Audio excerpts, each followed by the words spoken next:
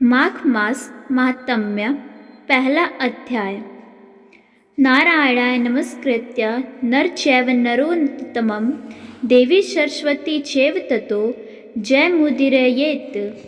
अर्थात सारे संसार के कर्ता श्री भगवान विष्णु, माता लक्ष्मी और देवी सरस्वती तथा श्री देव गुरु बृहस्पति देव जी के चरण कमलों में नमस्कार करके मैं इस माघ मास महात्म्य का वर्णन करता हूँ। एक समय सूत जी ने अपने गुरु श्री व्यास जी से कहा, हे आदरणीय गुरुदेव, कृपा करके आप मुझसे माघ मास का महात्म्य कहिए, क्योंकि मैं आपका शिष्य हूँ।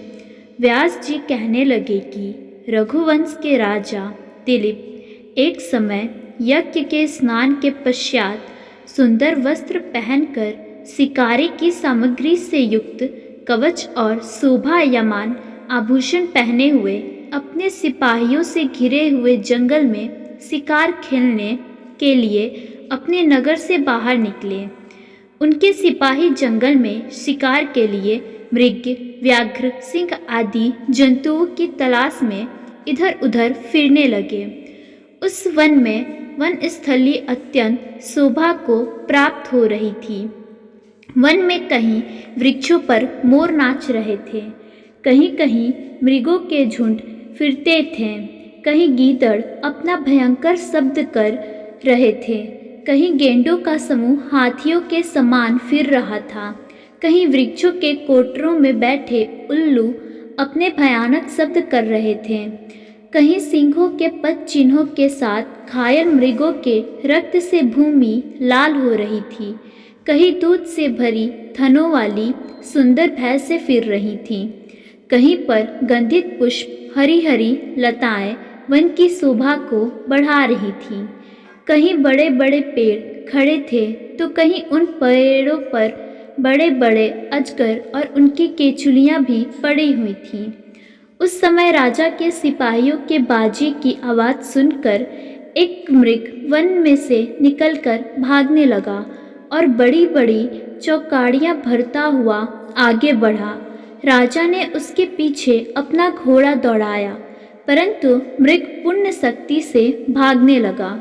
मृग कांटेदार वृक्षों के एक जंगल में घुसा और राजा ने भी उसके पीछे वन में प्रवेश किया, परंतु दूर जाकर मृग राजा की दृष्टि से ओझल होकर कहीं निकल गया। राजा निर्जन वन में अपने सैनिकों सहित प्यास के मारे अति दुखी हो गया। दोपहर के समय अधिक मार्ग पर चलने से सैनिक थक गए और घोड़े रुक गए। कुछ थोड़ी देर बाद राजा ने एक बड़ा भारी सुंदर सरोवर देखा, जिसके किनारे पर घने वृक्ष थे। इसका जल जनों के हृदय के समान पवित्र था। सरोवर का जल लहरों से बड़ा सुंदर लगता था। जल में अनेक प्रकार के जल जंतु, मछलियां आदि स्वच्छंदता से इधर उधर फिर रही थीं। दुष्टों के समान निर्दयी चित्त वाले मगरमच्छ भी थे।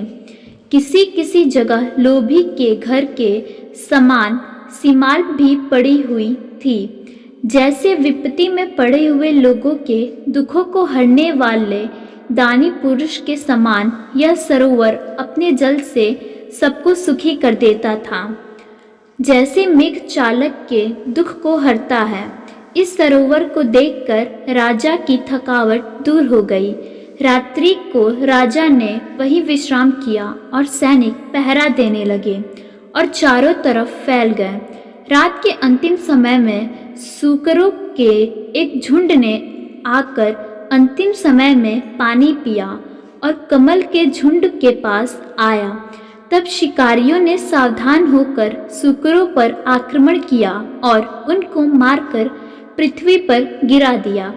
उस समय सब शिकारी कोलाहल करते हुए बड़ी प्रसन्नता के साथ राजा के पास गए और राजा प्रभात हुआ देखकर उनके साथ ही अपनी नगरी की तरफ चल पड़ा। रास्ते में एक तपस्वी को देखा, जिसका शरीर तपस्या और नियम के कारण बिल्कुल सूख गया था। जो मृगछाला और वकल पहने हुए थे। राजा ने ऐसे घोर तपस्वी को देखकर बड़े आश्चर्य से उसको प्रणाम किया और हाथ जोड़कर खड़ा हो गया। तब तपस्वी ने राजा को कहा कि हे राजन, इस पुण्य शुभ माघ में इस सरोवर को छोड़कर तुम यहाँ से क्यों जाने की इच्छा करते हो। तब राजा कहने लगा कि महात्म्य, मैं तो माघ मास में स्नान के फल को कुछ भी नहीं जानता। कृपा करके आप विस्तार पूर्वक मुझको बतलाइए। इति श्री पद्य पुराणांतर्गत प्रथम अध्याय समाप्त। राधे राधे, धन्यवाद।